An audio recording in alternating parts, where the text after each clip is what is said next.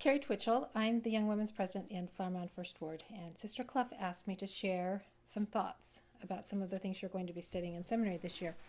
My thoughts have gone toward the life of Christ, and particularly what he did in his ministry, and how he was very good at ministering to large groups as well as to individual people. And it reminded me of an Ensign article that was in last year's Ensign about a woman and her family. They attended a ward that was mostly retired people. So it didn't have a youth group or any youth activities or meetings on Sunday. It didn't have a primary. It was rather unusual. And this particular weekend when they were there was a holiday weekend. So there were a lot of people visiting, and the chapel and the overflow were filled to capacity this day. And she noticed that because it was mostly retired people in the ward, that it was older gentlemen who were passing the sacrament.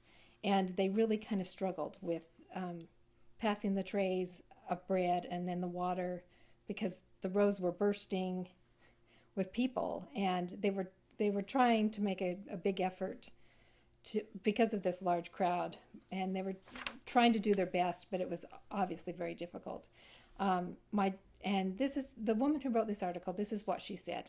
My daughters and I took the last cups of water from our tray and handed it to my husband, Doug, who passed the empty tray to the brother standing at the end of the row.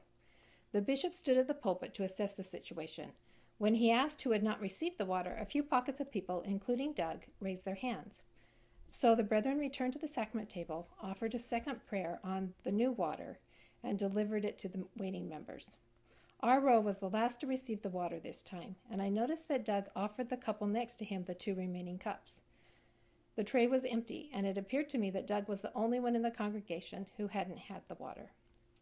Assuming that everyone had now received the water, those who were passing the sacrament partook of the water themselves, using all the remaining cups. But the bishop asked one more time if anyone had not received the water, and Doug raised his hand. He was, as I suspected, the only one. He looked at me and we smiled, and the brethren returned to the sacrament table for a third prayer on the water.